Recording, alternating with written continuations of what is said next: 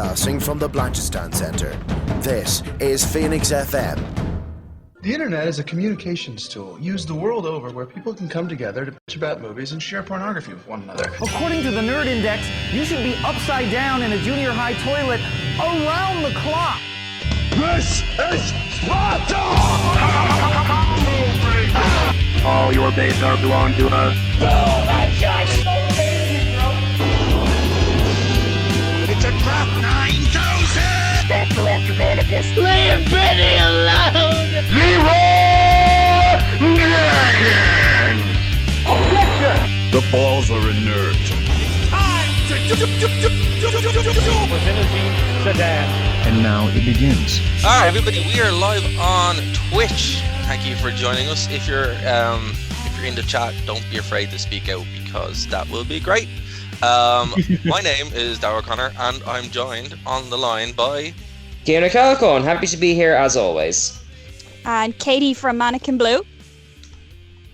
And straight out of Canto! Woo! Hey guys, a bit of a different show this week. Well, it's the same show for us, but the world around us just changed again because Ireland now is officially on lockdown, so... Yeah, are we allowed to talk real world stuff? Of course, why not? Like, dude, a lot of the news we have is going to revolve around it, so yeah, it's all good. Alright, well then, before we get into the nerdy news, did anyone actually hear the lockdown speech? Yeah, I did. So, was it my imagination, or did Varadkar quote Terminator? No, I'm serious. Did I fever dream that? Which part? Something. I'll get the link up now. I wrote it down because I couldn't believe it. There is no fate but what we make for ourselves. He did not say that, did he? I think I wrote it down. He said the night is darkest before dawn, so he quoted Batman. Oh, Dark Knight. Okay, I did fever dream it. Okay. Yeah, no, because like his last speech, he was like memeing. Not all heroes wear capes. Yeah. I was just like, what are you doing, you absolute clowns? Please stop, leave the country. But yeah. We are officially living in a movie. I'm convinced we're all dead. And this is like limbo. You're in the Matrix. Well, no, I've thought that for quite some time, but it's I don't know, man. It's kind of weird, you know. Like as before we went on air, there, Lisa was saying that I've been predicting this since January. It's like, yeah, so it doesn't make it any less scary, you know. But you know, look, at least we have the internet. At least we can stream. You know, I've been really active on this streaming channel. You know, I don't know if you guys want to do more streams in general. I'll just feel free. Because I can do more, but the baby will star in it. I mean, we've all got such busy schedules right now.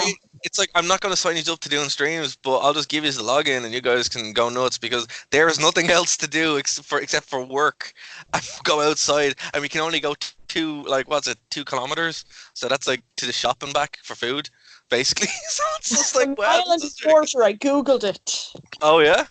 So yeah, a mile and a quarter. So how long is a mile realistically, though? Like, would it be like the length of O'Connell Street, maybe? Is it? Well, I know for me, it's like I can make it to the village and that's it, but I can't go to the other village because that would be the other village. Like, how are they going to enforce that? Are they going to stop people on the street and be like, "Hey, you, where do you live?" Yeah, apparently they're going to have guards out, and you have to give them like my sister breaking the fourth wall. My sister works as a healthcare worker, so you know, not in the front line. But not in the front line, thankfully, or whatever. You know, fair play, people do that. It's amazing. But she works as a social healthcare worker, you know. So she was given a letter today, literally before this broke, saying, you know, this is what you need to do if you're called out to go working somewhere. So yeah, like that's pretty much what it means. Like you're going to need to have that letter if you're going out beyond the quarantine zone. You know? Wow. Okay. Write the letter yourself, or like? No. They sent out this letter, but I'm assuming like you could probably print off your own letter, but I don't know if it would be the same. They might be upset with it. Crayon on the back of a receipt. I am totally legit here. Just do like a Ron Swanson, hand him a piece of paper that says I can do whatever I want. Exactly. You know, it's weird. It's weird for me. You know, everyone who listens to the show or knows me knows I'm a libertarian. And it's weird, there's no libertarians in pandemics, so it's kind of weird for me to be like, you know what, this is destroying my personal liberties, but there are bigger things here, we'll get back to this after After the world has ended, you know what I mean? Liberty will resume after these messages. Exactly, after the world isn't on fire, you know? That's the Maslow hierarchy of needs, though. It's like you've got for a sure. pyramid of things For where sure. it's like, all right, your most essential thing is shelter, then food and water, then this, and then like right at the bottom is like memes. So we're kind of in the middle as far as like kind of that triangle there. Yeah, like look, to be honest with you, in Ireland we're lucky enough so far, and it seems like we'll probably be scathed the worst of it, like compared to other places. But yeah, man, it's still scary, you know. Even though we're still kind of prepared and we're ready, and I don't know you guys, but I've been socially isolating for about 2 weeks, 2.5 weeks. So you know, and same with my family, but it's still kind of weird. You know, it's weird, and like I work from home, so it shouldn't be as weird as it is. But when you go outside, I was walking my dog, I'm like, man, this is eerie. Or you go to the shop and everybody's like, you know, to get food, like everyone is just like standing really far away from each other, and it's just really strange. Because you know, Irish people, it's frightening, like it is. Yeah, well, it's weird because Irish people are so friendly, you know, and it's like this is so unnatural for us, you know. I know, it's like a mate of mine, Cathal, who also works in theatre. We bumped into each other on the road the other day, and we like immediately went in for the kind of handshake hug thing, and caught ourselves halfway through, and we had to do an awkward like elbow touch because we were already in motion. Yeah. So I think there's going to be a lot of weird, like kind of new kind of friendly gestures coming out in the next few weeks. Yeah, the Vulcan hand salute. Yes, that'd be perfect. There is a phenomenal thing online. I think it's Prince Charles, and he's trying to keep shaking people's hands, and he just bows, and it's really awkward. And you're like, this is weird. This is just a weird kind of whole thing. The whole thing is strange, you know. Yes. But the reason why we bring it up at the beginning of the top of the show is obviously because it just happened, but also because it has it's destroying everything, right, as far as across the board, and it's impacting everything. And I know, like before we went live today, I was like, lads, look, can we have some suggestions of what to talk about? And I don't know if you noticed this, not guys, but the comic book industry has collapsed this week. Yeah, you mentioned this kind of casually off the air. So break down how this is working, like, or not working. Right. So, who bought comics here? Who was a comic book reader? Weekly? I did when I was a kid. So is that everybody? At least I didn't get you there at the end. Is that everybody? More manga than comic books. I'd be manga. Right. Did any of us have a pull list? You're gonna have to help me out here. Right, a pull list is when you go to your comic book shop and you be like, "Hey, listen, I want Batman, Spider-Man, and a few others every 2 weeks," right? And you pick it up.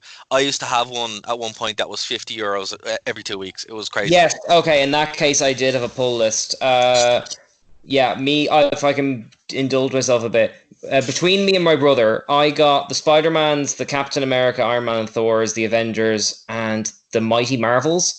And then he got the X-Men, the Fantastic Four, the Wolverine and Deadpools, and the Ultimates. And between us, we had the full spread of all the publications. Yeah, and that would be like it would be like you wouldn't go in and pick it off the rack. It's like it's there, you know. Yeah. So that's what a pull list is, right? But they're stocked every 2 weeks. So every Wednesday is new comic book day, and but basically there's only one publisher, right? Sorry, one publisher of comics. One physical manufacturer that actually prints comic books for Marvel, for DC, for Image, all that kind of stuff, right? So it's basically just a one business shop, right? Now, what happened was, from the best I can understand it, is loads of comic book shops closed. And we're not talking closed for a little bit, went bankrupt 100%, all across America, right? And there wasn't that many comic book shops anyway in America, compared to other kinds of shops. So they went down, right? Diamond is the name of the company that does all the publishing. This week, they're like, we're not publishing anymore. Comic books. We're cutting comic books out. Wow. Because it's not profitable anymore, right? So this basically leaves us with no comic books, right? Also, no comic book stores, and at the same time Disney's already gone through a massive loss because of some bad business decisions, but also because of investments that they had in Mulan and stuff like that, and all the theme parks being closed. So all these factors are kind of like lining up together to just be a perfect storm of what show for the comic book industry. And today, loads of comic book staffs were laid off. Are you talking like artists or writers? We're talking artists, writers, and everything. There's put pencils down. I think is the chat line, is the hashtag on Twitter. Because of Corona. Yes, because of the impact of it. So already in this short amount of time, Jesus. Think about it, because no one's like, that's what I'm saying. Loads of these shops have closed down, and like I know some of the shops here in Ireland haven't. Thankfully, hopefully they won't. They just stopped trading for a while, and like rents and stuff have been frozen. But in America, that didn't happen. In America, that's not a thing yet. We're probably looking about 2 or 3 weeks before that happens, where America kind of cops on and realizes that, hey, this is a serious problem. But they didn't, and with the result, I know a couple of comic book shops in San Francisco that I'm friends with. They've stopped trading. They haven't closed down, but a lot have in smaller cities because they just couldn't pay rent. And and also to help things, or to make things worse, the big publishers have said you're not allowed to return books. So you guys know this from working in a bookshop. When you do returns of newspapers? Yeah. Similar thing happens, but also doesn't happen in comic books. For example, you order a certain amount, and if you don't sell them, you know what happens? Well, they stay on the rack. Yeah. But there's such a high turnover, like. Yeah, returns aren't a thing in comics often enough. So what was that? What some of the stores asked for from the big boys, and even the smaller ones were like, "Hey, can we turn them back?"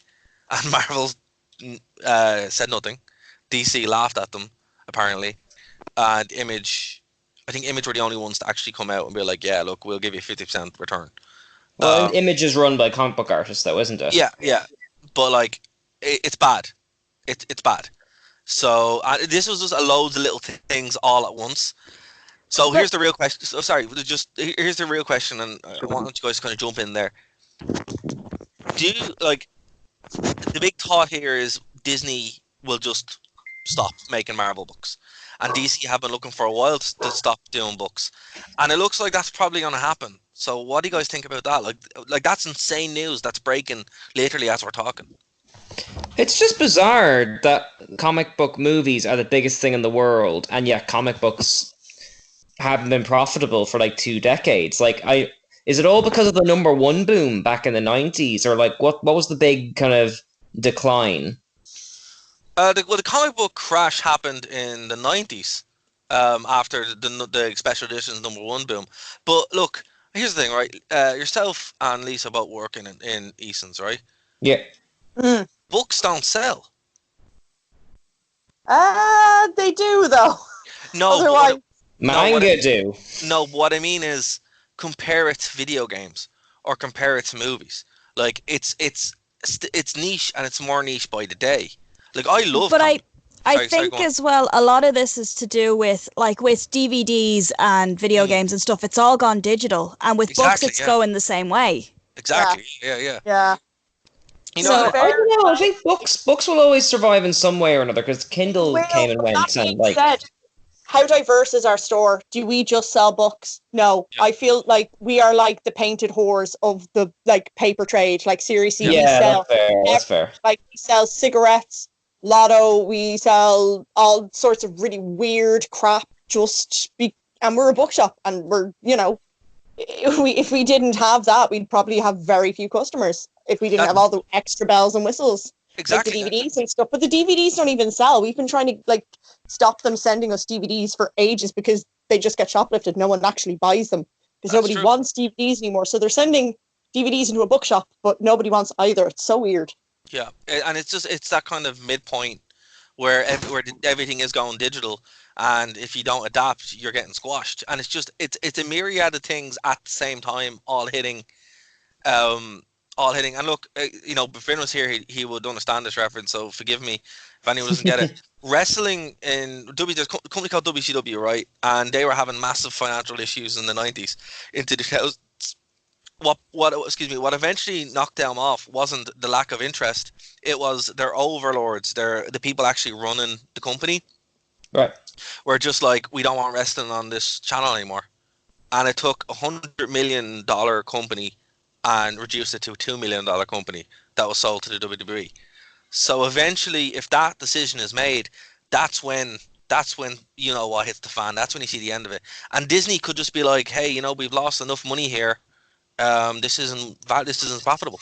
On Marvel, though, Marvel's their like cash cow. It's holding up Star Wars. Their movies are, their games are, the comic books. As well as that, there's like this huge push for things to be more environmentally friendly, and you know, making and printing books and stuff like that is, you know, one of those things that it will get phased out eventually, just for being a pollutant, or you know, cutting down trees or whatever it is. Yeah, exactly. You know, so I don't know exactly what's going to happen, but in a week where have you guys seen the New Warriors? Oh yes, I was wondering when this would come up. Yeah, so in a week where New Warriors are a thing, it's just been an absolute crazy week for anyone involved in the world of comics, and I'm just, you know, it's horrible. It really is to see what this virus has done to the world in general, but it's also really interesting now that we're starting to see the economic impacts of it on everything. Oh, I thought you were going to start talking about those superheroes called Safe Space and whatever. Oh, no, my favorite one is the backpack. She has the Dora Explorer backpack. What? And then there's the Asian kid who has got superpowers from internet gas. Like, that thing's a joke in and of itself. Yeah, because like I heard people complaining about what are the two kind of worst ones, Safe Space and something like that. And but, no, man, I think the Dora Explorer is the worst one. Lunchbox, is that her name? I don't know. She's kind of heavy and she walks around with a backpack, and I don't know. I think her name is Lunchbox. I'm not too sure.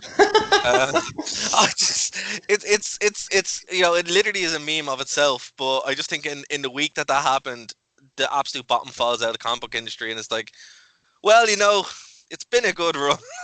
Well, can I just say, as like someone who used to read them back when I was a teenager, I think this has been on the cards for a long, long time. I remember there was a boom where they kept doing big event things like Civil War, where every 2 or 3 months there would be a big event that crossed the whole Marvel universe, which made a whole bunch of new number ones that you had to get, and you'd be trying to enjoy a story, and they just kick the story out the window in favor of some big selling event. And then that happened every 6 or 7 months. And eventually there just were no serialized stories anymore. As I said, you know, I've recently gone through my comic book collection. I have something like 2,000 or 3,000 comics. Really? And, yeah. And it sounds great until you try to store them or not.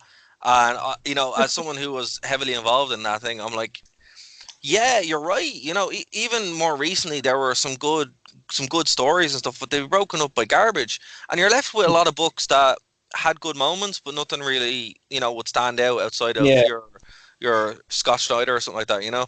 So, yeah, look, we'll keep an eye on it. We'll talk about it on the show when it happens, but we could be living in a world, guys, where Marvel Comics doesn't make comics.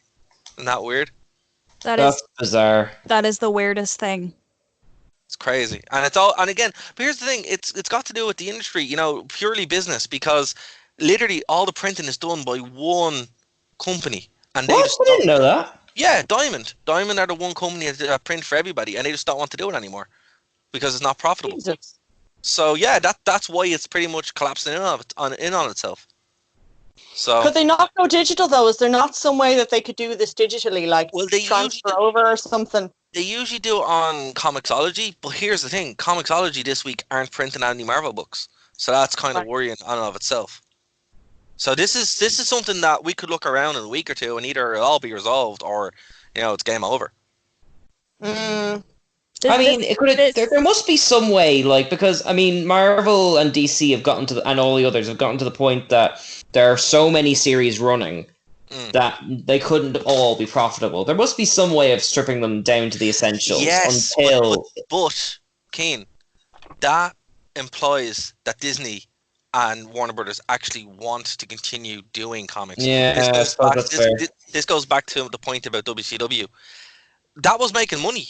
That was making serious amount of money, and they just didn't want wrestling on their show anymore. And if the big corporations are like, hey man, you know, no, That's Yeah, it. they did the same thing to Doctor Who in the 80s. Exactly. It's very similar to that. But Doctor Who in the 80s wasn't as bad as the comic industry is today, you know, at least. I don't know, some pretty nasty ones there. Oh, yeah, it was. But yeah, so look, that's the big news I wanted to lead the show with. So there we go. I hope we didn't catastrophic. Yeah, well, you know, I thought it was fitting. I didn't think we were going to be on lockdown when I was talking about today, but sure, look, guys, right?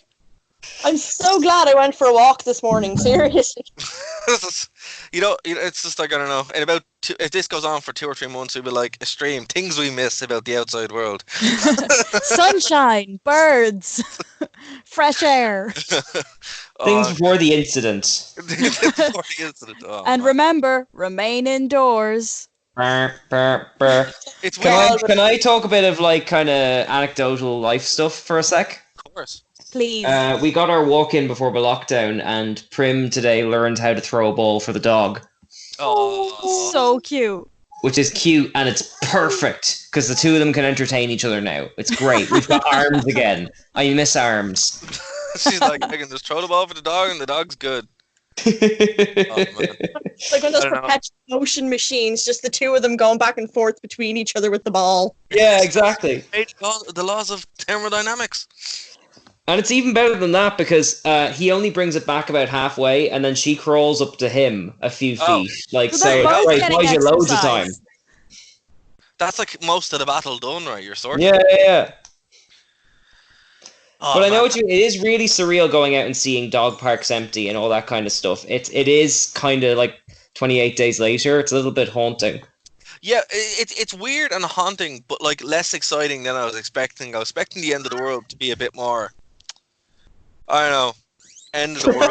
You rating the end of the world. I was like, this is the worst timeline. Like, we don't get aliens. We don't get zombies. So tell me, when do we get to start wearing all the BDSM gear? Like, I'm asking for a friend. Is there a reason we're doing this without the cameras? I wasn't going to say, but... That'd be telling. Well, I don't know. Apparently, there's pictures I've seen online of just people doing that in their shop, and it's like that's a bit. I don't know. That's pretty funny. There's actually there's actually like a whole group on Facebook now. It's just called, I think it's called Apocalypse Couture. And it's just people sharing like different post-apocalyptic outfits. It's amazing. Well, I have to say, right, I have my mask, like a proper mask, you know, but look, it's a balaclava basically, and I'm like, we're not there yet, but I have my 2 masks coming, and they are coming from China, which is quite concerning. But the virus doesn't live that long on things, so I have 2 of those coming as of that. So I'm like, I'm getting ready if it gets a fair amount worse, you know. I'm like, I've had a talk with my dog. I'm like, Mowgli, listen, you know, we have Mowgli. Yeah, Mowgli. And he's just like, hey man, listen, you know, if this gets bad, you know, we got to kind of go out and, you know, it's going to be you and me. So he knows, he's aware. Fighting crime. Exactly. And zombies. Still waiting for them to reanimate, but no, it's not happening yet. Unless they're keeping it, it's all a conspiracy. I don't know. Different show. Look. Sorry, go on. No, I was just going to say, I think the longer we stay in quarantine, the more it's going to go towards that kind of show. Yeah, purely out of boredom. What have we done? Well, on the internet today. Actually, speaking of which, we were talking about DVDs earlier on, right? There's actually a little bit of a resurgence now in DVDs coming, so maybe by stopping DVDs or dig them out, because I don't know if you noticed this or not, but YouTube, Netflix, are the two. They've dropped their bitrate down to 720. I noticed the quality dropped. Yeah. That's because it's capped. The internet was capped all across Europe. Because it should. Because like actually just lowering the quality rate as opposed to like it crashing. Like that's a really clever idea. Yeah, well, it's basically got to do with the fact that one, there's more people online at the same time than ever before. Yeah. Also, you have people working from home and teleconference and all this mad stuff. So yeah, it makes sense. It's just kind of crazy when you think about it at the same time, you know. Bad time for Disney Plus to drop. Yeah, actually, it was probably the best time for them to drop because everybody's using it now. Not if it doesn't work.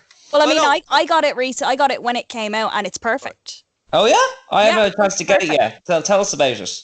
Yeah, it has so much stuff on it. Yeah, like it has stuff on it I didn't even know was Disney. Like what? Yeah, like what? So it has. Do you remember Nickelodeon's Doug? Yeah. Oh yeah. Yeah. That's on Disney under Disney's Doug. Yeah. Oh, no way. It's got so much Marvel. It's got the old 90s animated series like Spider-Man, Avengers, X-Men, the Hulk. Ooh. Yeah, it's got Hulk actually. Wait, does it have the proper X-Men like the? yeah, the 90s cartoon. I've always wanted to watch that. Yeah. You've never seen it? No, I haven't. No. Oh, it's well, so good. Well, here's the thing. All those shows are all part of the same universe. They're all like they're Really? Does Spider-Man overlap with the X-Men? many times. Mm-hmm. Okay. Yeah, and like it's all, actually the best one of all those shows is Hulk. Yeah, the Really? Hulk was so underrated. So underrated. Yeah, it's the best one out of all of them. It's fantastic. I used to wake up early in the morning before school, like 6 a.m. to watch like Batman, the Hulk, X-Men, all of that stuff. That's when it was on, just before you had to go to school after water shit down.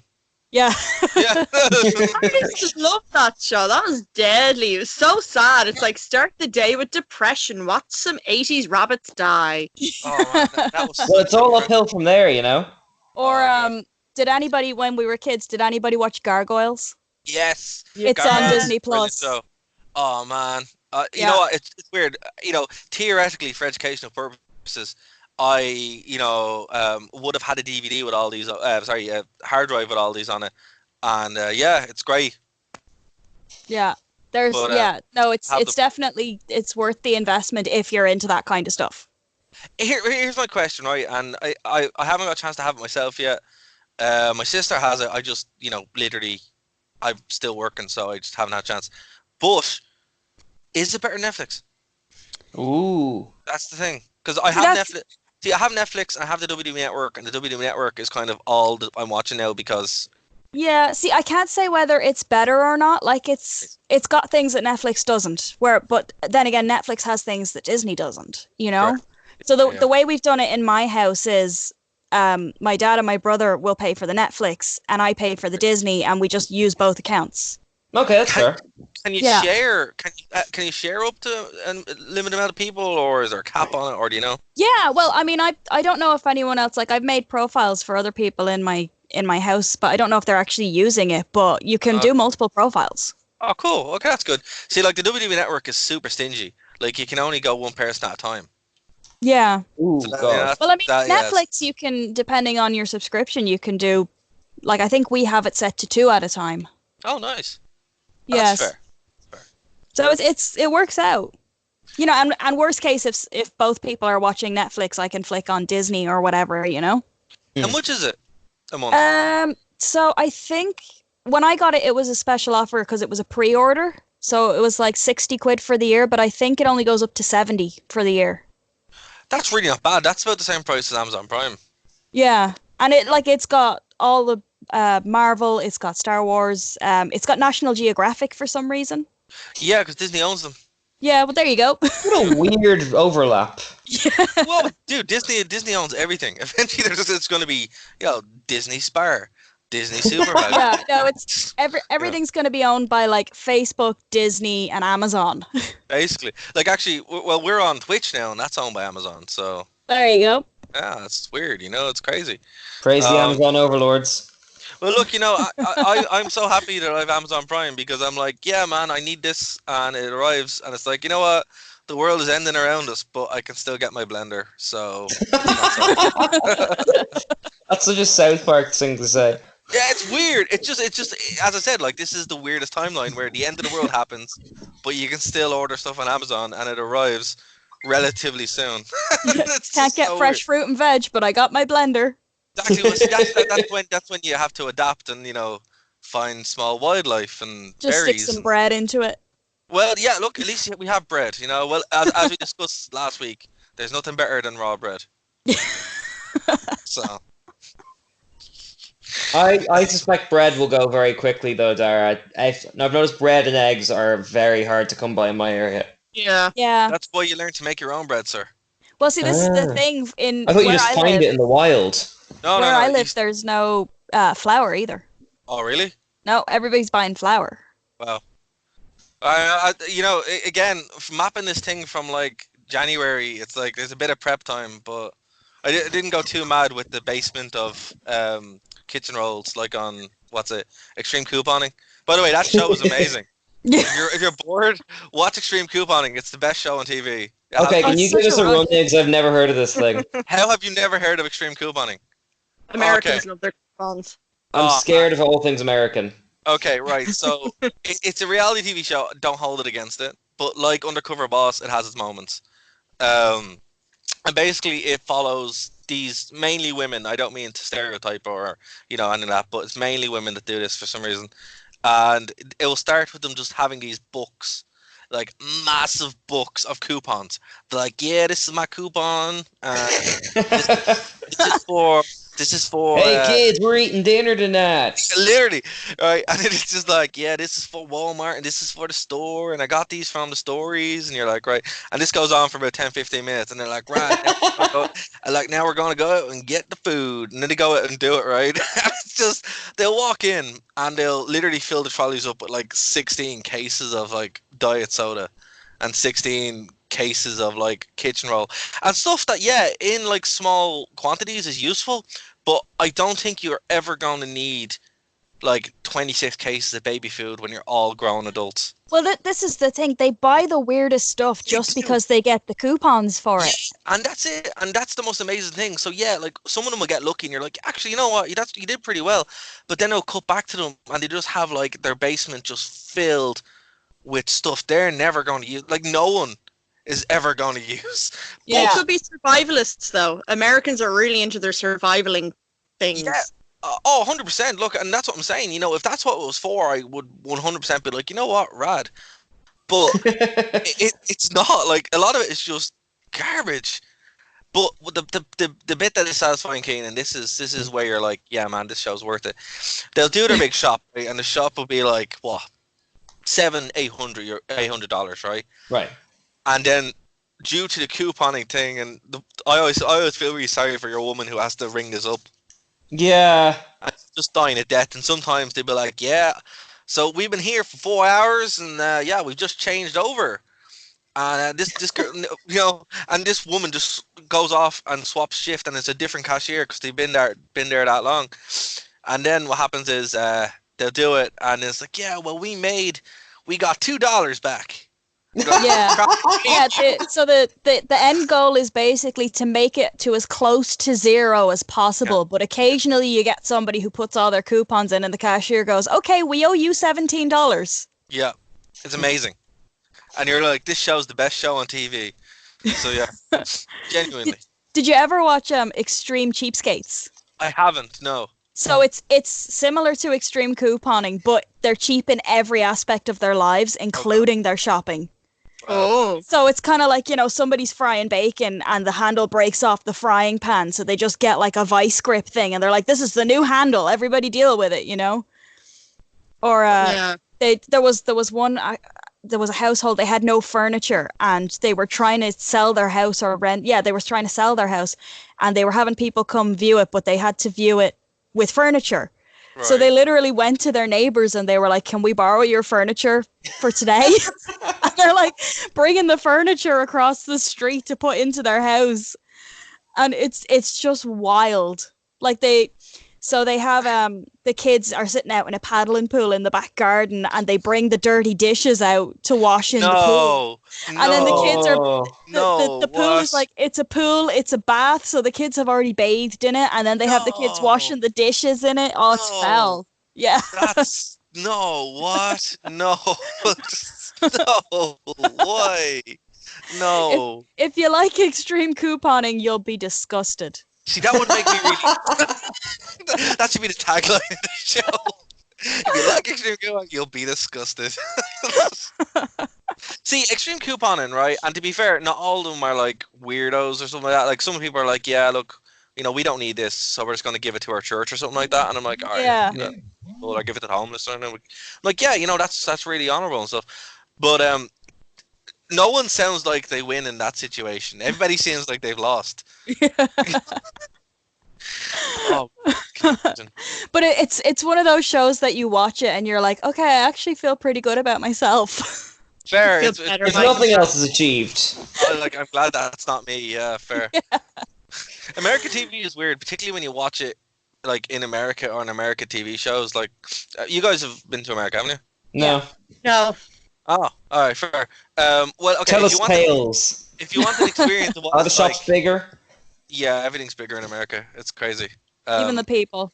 Oh, especially the shops.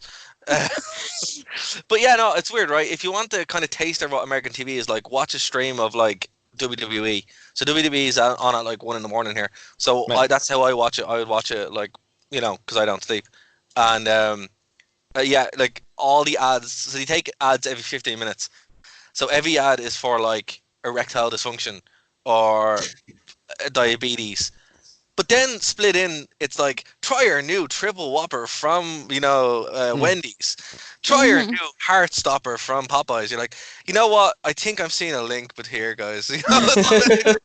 Everything is the commercials are so weird because like even they're trying to sell medication to you like it's sweets. Yeah.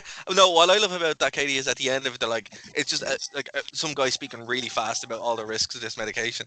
Well, that's they're legally required to do that. Like they can advertise it however they want as long as they put in all of those disclaimers at the bottom. But yeah, it's some guy speaking really, really fast. Really fast. That's like, and most of it is, for like erectile dysfunction and stuff. It's like your penis might fall off, might even call death, and you're like, you said that really fast. Like, who's going to bite it? The only way I can explain it is, in Rick and Morty when they're watching the interdimensional cable. Oh yeah. And it's the turbulent juice. Yes, exactly. And at the end of it, Morty's like, "What was that? Is that a commercial or is it a movie or like what?" That's basically what all the commercials are like. Oh my god, that sounds exhausting. Yeah. What's more annoying is as well, like if you're watching a show like AEW, the commercials will happen in the middle of the show. So Yeah. what'll happen is the show will stop and the screen will shrink. So you're still watching the match, but there's commercials happening.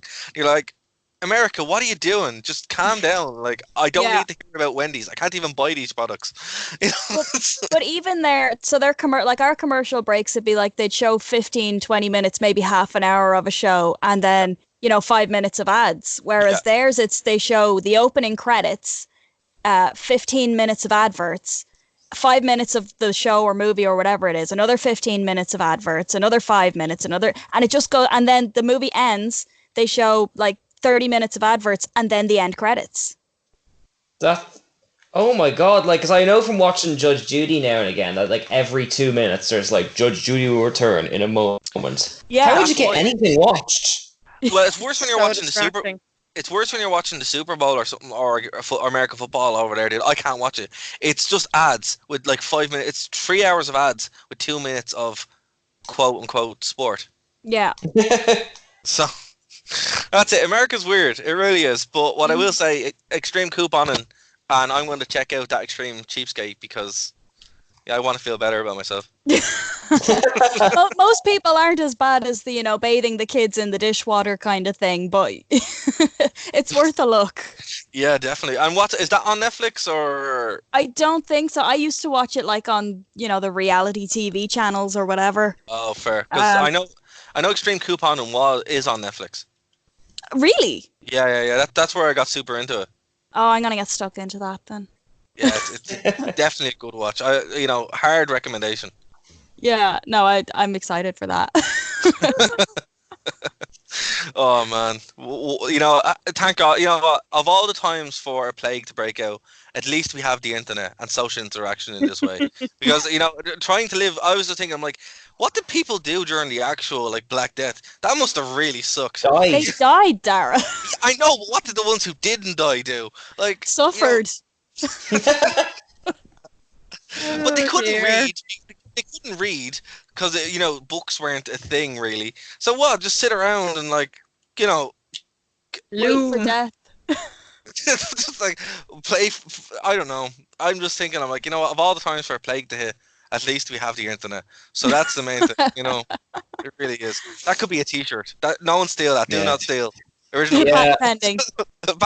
Patent pending. But yeah, okay. Moving on to more upbeat topics or more nerdy topics. Is there any you guys want to talk about in particular? I know Picard is one that you want to talk about, Kane. I do, but something caught my eye before we started recording. They Lisa, what is this hamster podcast thing you're doing? Oh, no. It's not a hamster podcast. I released today a hamster audiobook. Okay, Right. hold on. You waited until now to say this? Yeah. What is It's a vampire hamster. So basically, in the last week since being off work, I wrote and illustrated a comic book called Hamsferatu, like Nosferatu, but hamster, and I recorded an audio read along to go with it. Oh my god. So that is available. Send $6 to Happy Dude or venusdebilo@gmail.com via PayPal, and you will get a Hamsferatu comic book and audiobook where I literally read it entirely in a hamster voice. Oh my god. And I also sing in a hamster voice as well. Yep. Oh my god. This is the best thing ever. Why didn't you lead with this? You buried the lead on us. Oh wow. Okay. You've been sitting back there quietly with your tea, sitting on this secret the whole time, and we were rabbiting on about coupons. No, I'm not master I am. I'm just there like just waiting to drop Hamsferatu on y'all. I get a hamster voice in it and everything, and it's just kind of Okay, here. Okay, right. Okay. You need to give us like a taste of this. So, what is the hamster voice? We need a taste of this. Okay, so Hamsferatu.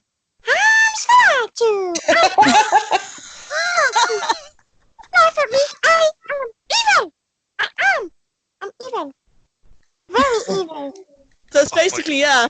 Oh my god, that rings a bell. That's like something really distinct, and I can't put my finger on it. Oh. That's going to drive me crazy. Howdy ho, everybody! I'm doing it, That's it, yes! Hey, Mr. Hanky. That's fantastic. Okay, so that was this week's project. That is, you know what, though, that beats my project. I don't even know what I did this week. I just kind of, I forgot it was Friday today. That was the extent of it. Okay, right. Yeah. So anyone listening right now, where can people get this? And yeah, just one more time. Yeah, if you send €6 to via PayPal to venusdevilo@gmail.com. That's VENUSDEVILO@gmail.com. I will send you a PDF of the comic book and an MP3 of the audiobook, and you can listen to it and read along with it. And next week's project is going to be Edgar Allan Poe's The Hamster. So I have rewritten The Raven from the point of view of a hamster, and I will start recording that as of next week. This is fantastic. This is amazing. Well, there's not enough evil hamsters out there in the world. Yeah, I'm concerned now. This is fair. I'm concerned now. There's like a whole, like, you know, dogs and cats, they're tapped out, man. You know, hamsters is the future of diabolical animals. Yeah, well, actually, just on the kind of Eason's thing, like, did you get the weird, there was a Christmas Carol book that was acted out by hamsters. Did you have that in your branch? Yes! I bought that from my mom for Christmas! Of course you bought it. I didn't steal it, God! If you like evil hamsters, I noticed that, because I've been watching a lot of Disney Plus lately, and they have all of the old animated series as well, so, you know, like Lilo and Stitch and stuff, and the bad guy in that is a space hamster. Oh. Intriguing. Yeah. Well, everything is more evil when you tack on in space to it. Yeah. But he's literally an evil space scientist hamster. Do are hamsters known for their science? Wait, hold on. No, otters were, according to Simpsons. He physically went into space. He did, yes, he did, and he left He kissed his family goodbye and everything, and then he walked slowly up to the thing, and then he went into the thing, the rocket, and then he kind of flew off into space, and he came back, and he crashed into the church. Ball sack. Oh my god, I forgot about that. Yeah, what's his name? Nibbles. That was it, Nibbles. Yeah. Shoot. No, that's a different one. That Nibbles. That was the different ones. That was that was the very underrated Christmas special from season 14. Oh yeah, that was like one of the best episodes ever. Like where they get snowed in and stuff. Yeah.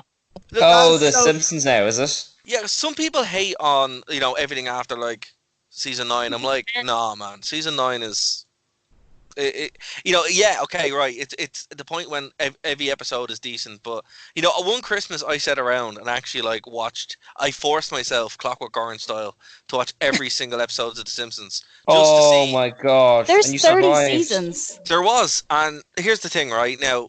All joking aside, and all in all seriousness, it's fine up until season 17. Right. And then it's the most painful thing you'll sit through because it's absolute dog poop.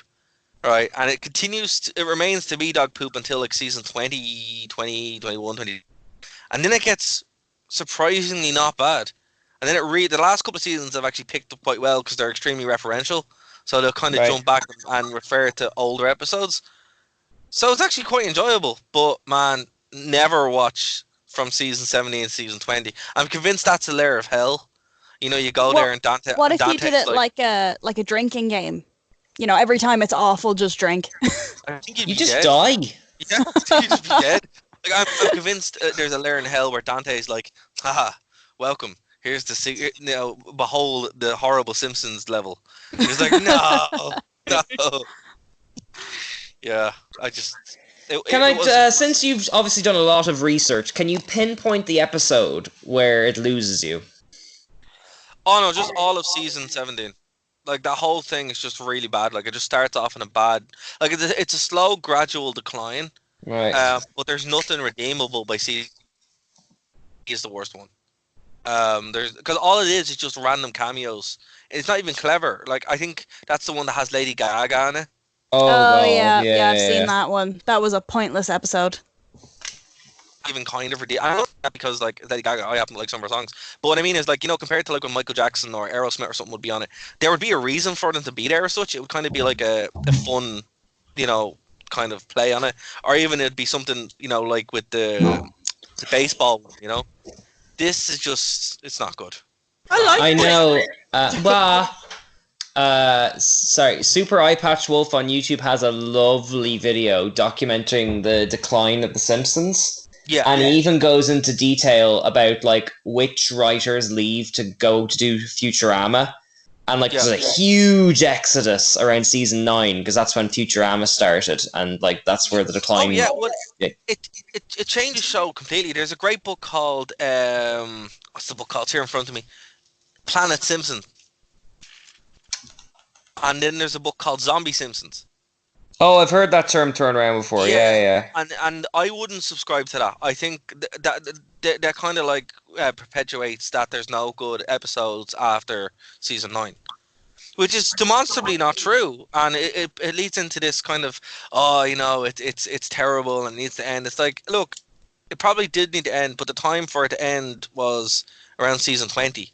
Right. Now it's kind of come back and it's very watchable. So, well, I think aren't they? They're finishing it up anyway. Are they? Please. I think so. Yeah, I think they hit 30 seasons and they were kind of like maybe that's enough. Yeah, when now with the whole Apu thing and stuff, it's like what Simpsons just they're like. I don't know. Disney's bought them though. Like apparently there was a Simpsons short about Maggie for before the Pixar film Onward. Yeah. So I could see them like doing a Force Awakens on it and like doing something new with it. I'm not saying it'd be good, but I could see them doing it. Well, the Force Awakens wasn't good, so it's just what it is. The Force needed 5 more minutes. Oh yeah, put the Force back to sleep. It's just like, but yeah, like I would say if you're watching The Simpsons and now that actually, Katie, is Simpsons on Disney Plus? All 30 seasons plus the movie. Wow. Well, look, in the week that's in it, and the month that's in it, and the year that's in it, and everything else, we're not living through the Black Death, thankfully, not just yet, and we're not in like the 13th century, so you can watch us and watch. Check out. You always know to look on the bright side, don't you? I try. Thank goodness for the internet. If the internet goes down, go guys. Seriously, suicide pact.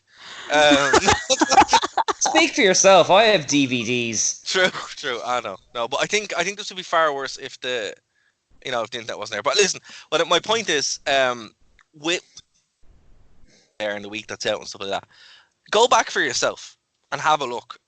You know, have a look at the later stuff. Even like do a Google for that Christmas episode that Lisa was talking about. That's one of the best episodes of The Simpsons, and it's like tucked away in those latter seasons. So you know, that whole there's nothing good after season 9 really bugs me.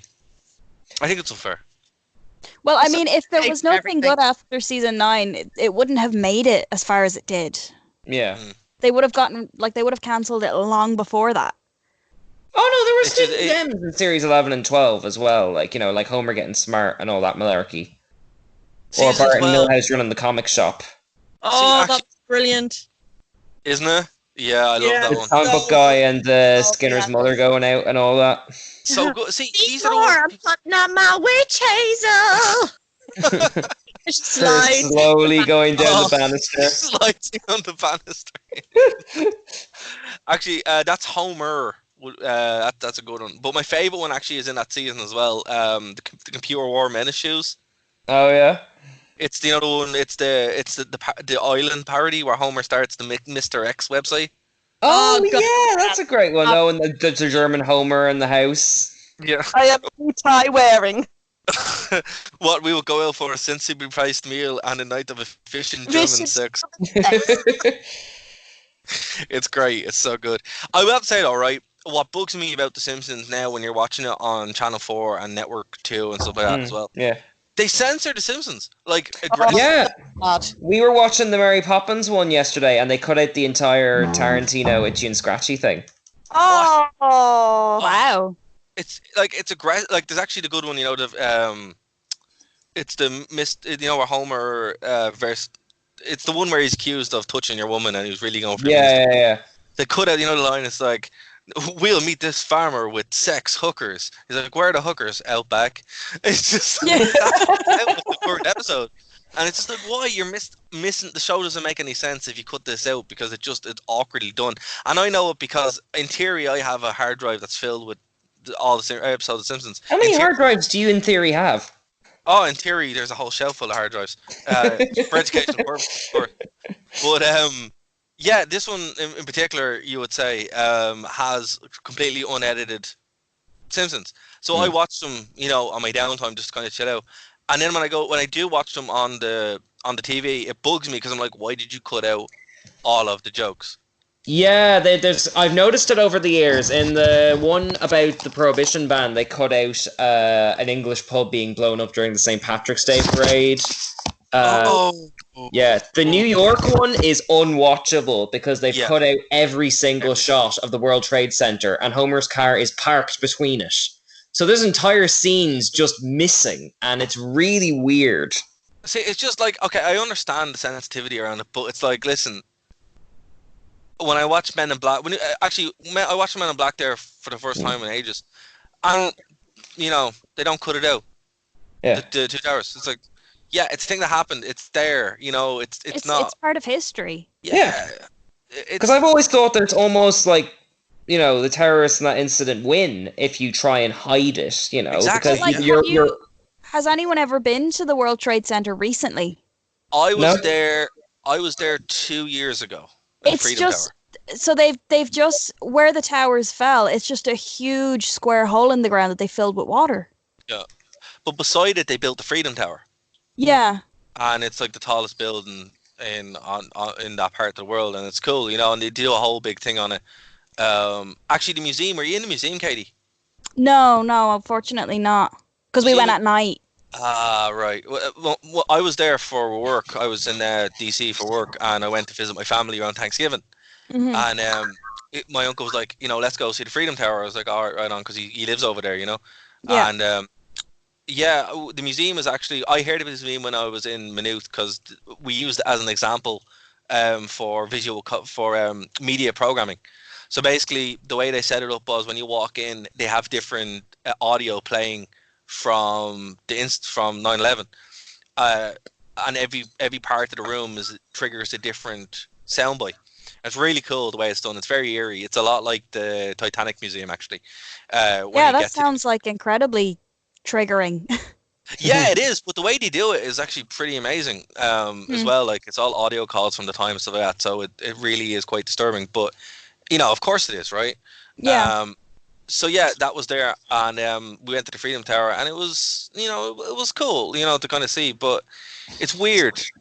It's very weird. But this is the thing I'm getting at. Like, so they have that set up in New York. They have the whole area is one big monument.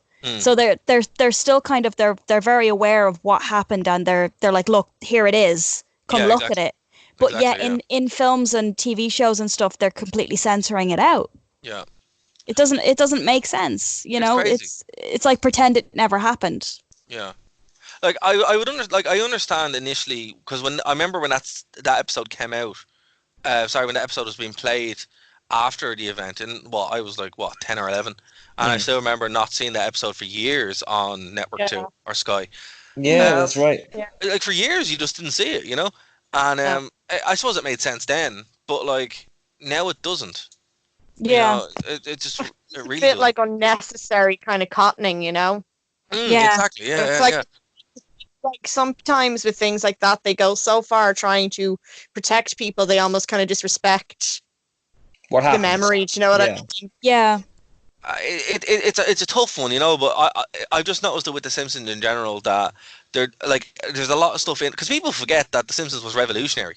Yeah, literally, like it was literally like the complete opposite of what TV was supposed to be, and then it just if you watch like a sitcom from the 80s, you see how much The Simpsons helped television. Like it was very quaint, like horsing around from BoJack Horseman without the irony, Exactly. But now a lot of stuff, people like the whole Apu thing just disgusts me, because I'm like, look, I understand it, but I'm like, did you watch every joke in The Simpsons? Most episodes of Simpsons has a joke that's really offensive to Irish people, and it's like, we don't care because it's really funny. And it's part of our culture to make fun of ourselves anyway. Yeah. Exactly. And like the whole of Apu thing, it's like, I always saw him as a really good role model. Like he's a genius computer scientist that owns his own business. Yeah. It's like, come on, like he did the American dream. I can understand like early Simpsons Apu, where he was just the sleazy quickie mark guy, but they expanded him a lot. They did. Exactly, he's gone on so many journeys, like him trying to, like the episodes where like him fighting against the arranged marriage initially, the way he was. His citizenship battle as well. Citizenship. Even when they brought in one of the newer episodes, they brought in like his younger cousin. I can't remember his name, but he was all like this kind of stereotypical modern Asian guy who was all like, Apu, you sound like from Bengali. Oh my God, Uncle, you're in the past. You're running a quickie mart. They're even taking the piss out of the way that Apu was the old-fashioned stereotype, but then they're almost kind of turning it on its head by making the new young brash Indian guy who's all into commerce and modern things and stuff. They're kind of showing how shallow and stuff that is, and they're just kind of, I think maybe the accent and stuff was racist to begin with, but he's just gone on such a journey. I think the problem that people had with it, it wasn't, the accent or the character, it was the fact that it was a white man. Yeah. And now, in fairness to Hank Azaria, he did say, look, if it's offending people and people are upset, I'm just going to stop doing it. Yeah. That's fair. And look, I think they left him in a situation where you couldn't do anything else. But, like, and that is, like, the guy who plays Willie, is he Scottish? No, it's like, why can't... Or the Italian guy who runs the restaurant. It's like where does it end, And that's kind of the whole thing, And it's sad, but, like, that's what I mean when we're... Be able to do accents. Like, look at Robin Williams, how many accents he did in every movie. Even when he wasn't playing a character from certain countries, he'd do all those accents. Is he not allowed to do that because he's not all those different things? I think it's just that, I can't remember the comedian's name, but I literally just think it's him just trying to cash in, because being triggered and stuff is a popular thing that gets you lots of attention. Well, your man, his comedy is not good. I watched the documentary, his comedy sucks.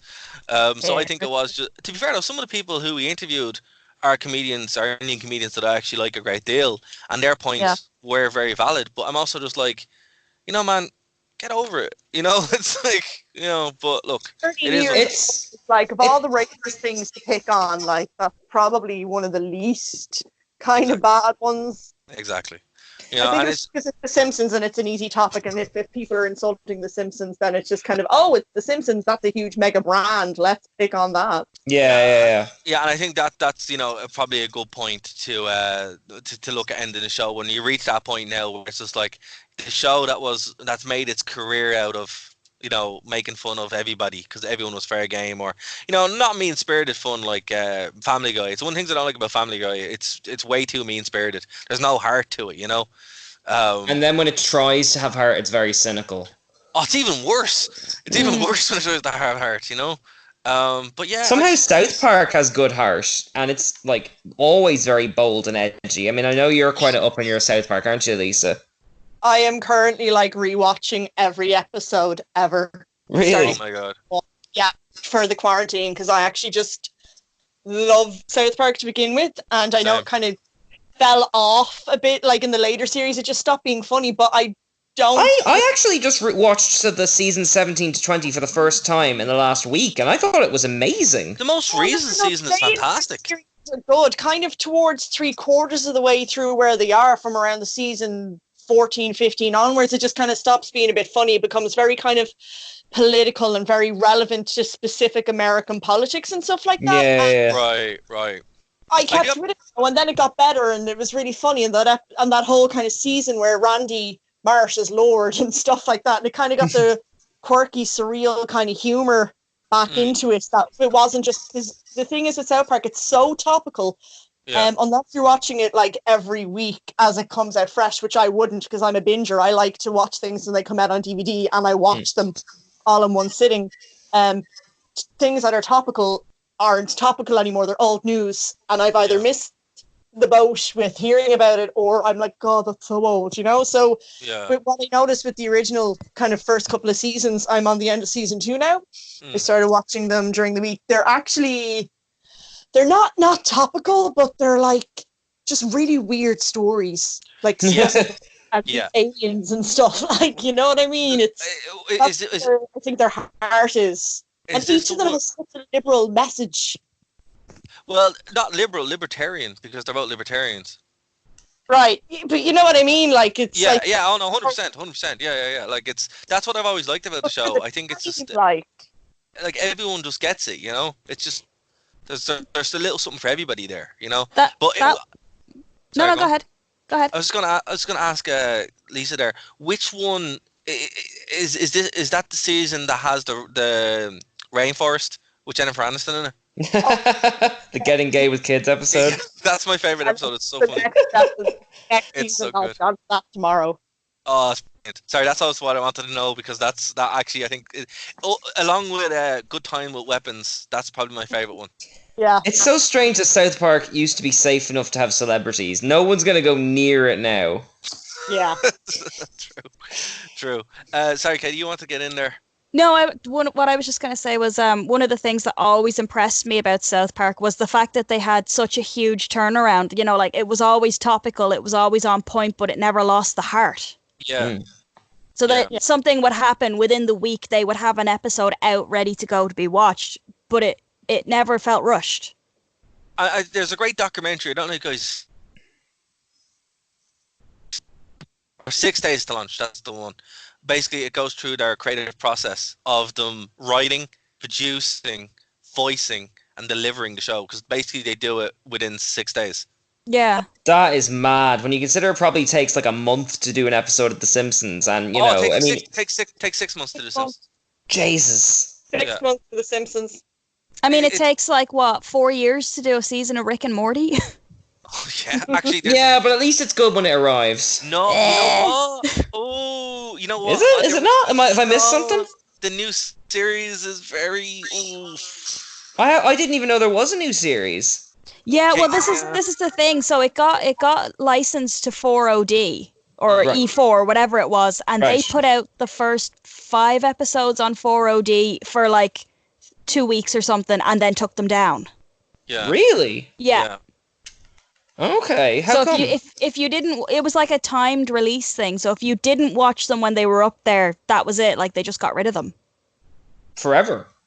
Well, there's you can't get them anywhere right now, in theory. Okay. In theory, for educational purposes, obviously. Yeah. So, and it was only the first 5 episodes anyway, so it wasn't even the full season. Okay. Yeah. But I've noticed there was a good video last night. I can't remember who did it, but it was online anyway. And it was talking about the decline of Rick and Morty. And it's something I've noticed with this season. When I was watching it, I was like, this doesn't feel as good as the others. You know, I've started like. That's strange. I thought Series 3 was great, personally. Series 3 was great, but the new season. See, the thing is, it got bought.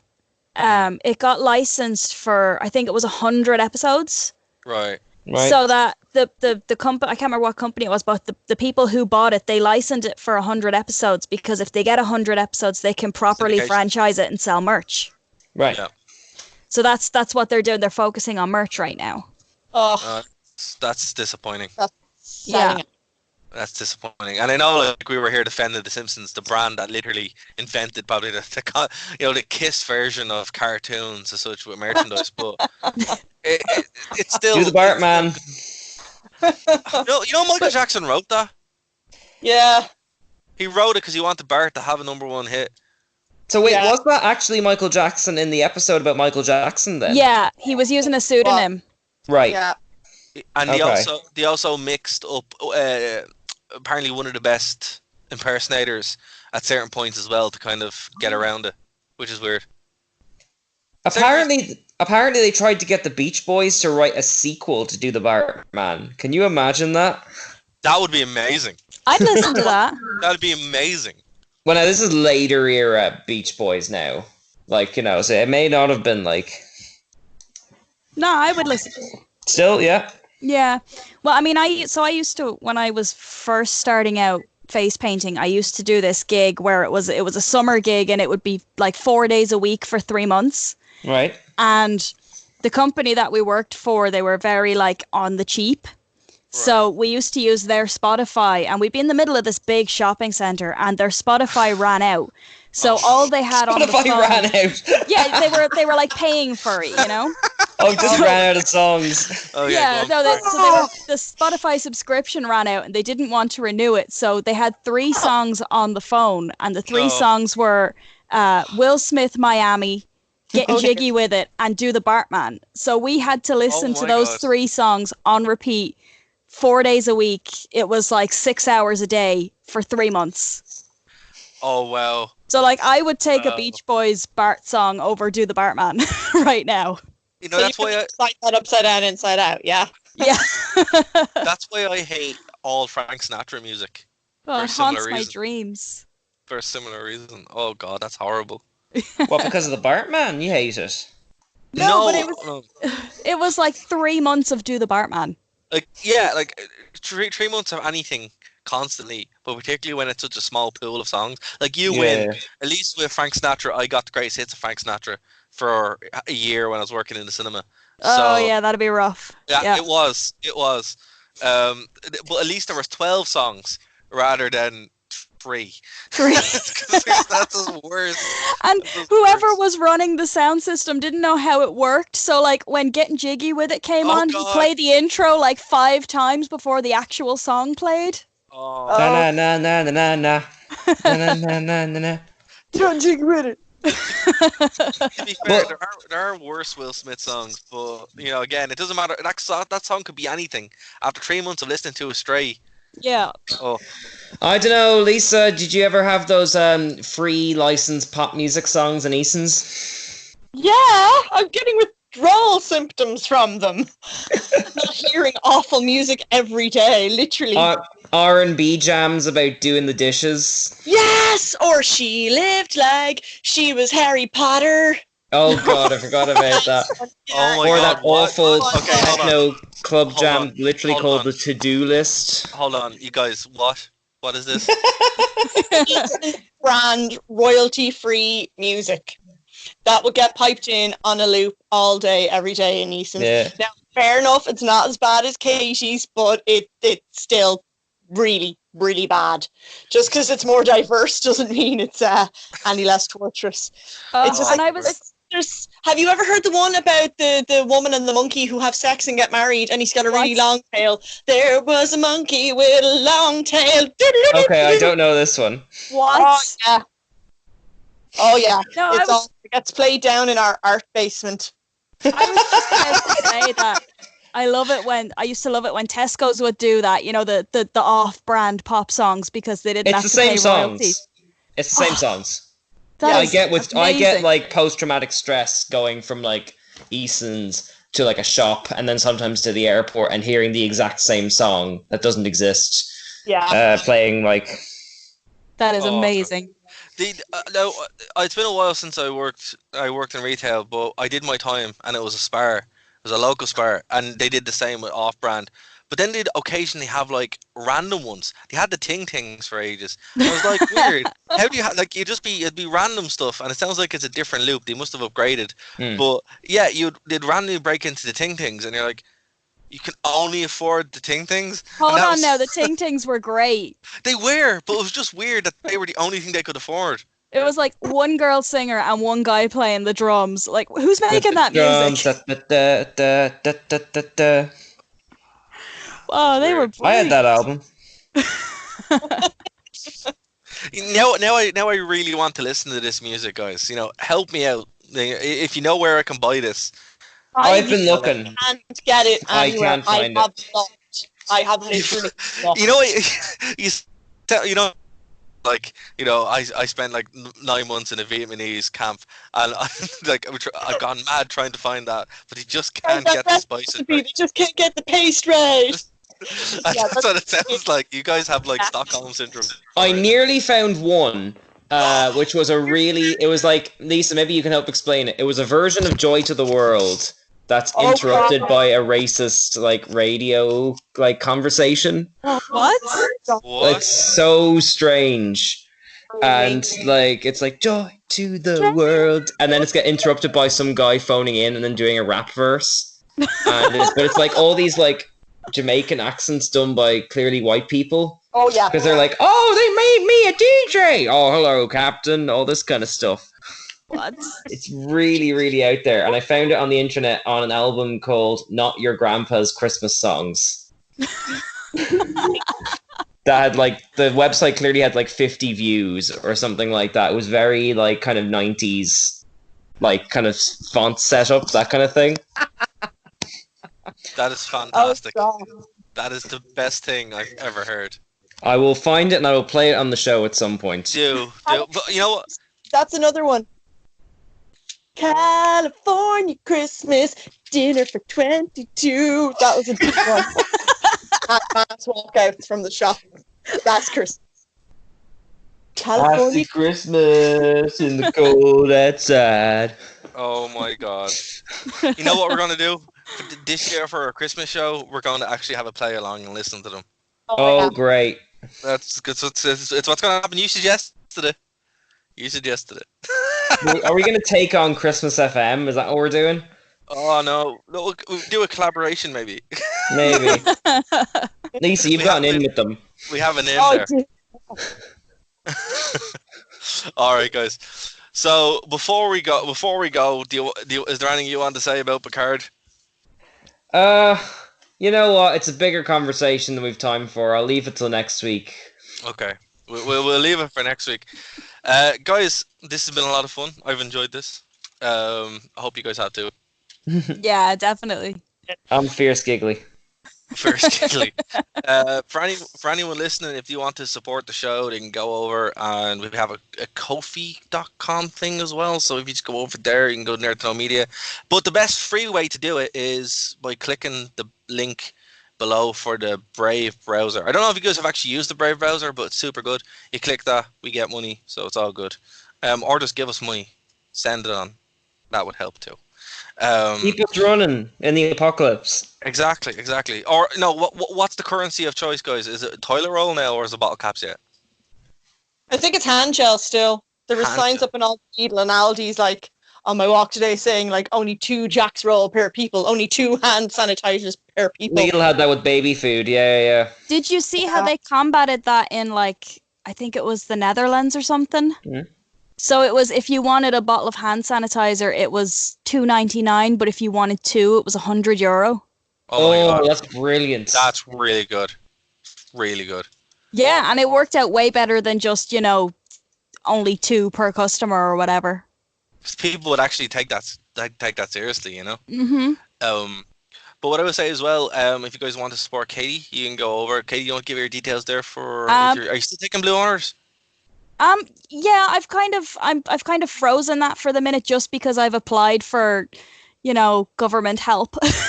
Oh, right. Fair enough. Apply for Fair that. enough. But I mean, if people still want balloons, they can still request them, and I'm still working through my list, so it's not going to be a huge issue. But I hope the government gives me money soon. Fair. And then Government, Lisa, if you're listening. I think they're off in their bunker, guys. To be fair, They might have Spotify there. Well, once he paid for it, and it's not just those 3 songs.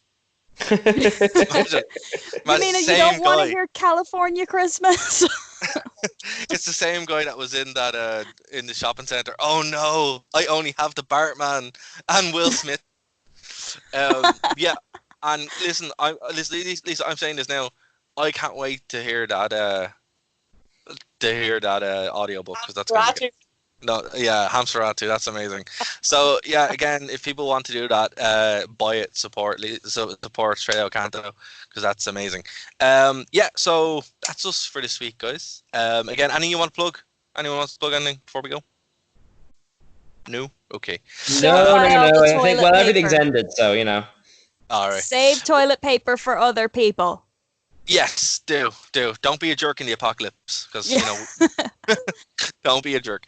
Yeah, and we'll be back next week here on Phoenix 92.5 FM. Go over to our website, which I almost have done, nerdstowmedia.com. And there's a whole big section for everybody, so that's going to be fun.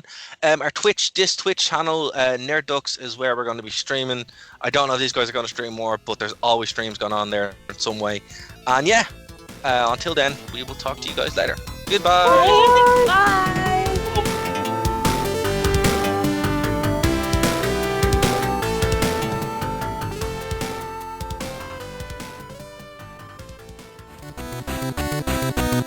Thank you for listening to a Nerd to Know Media production.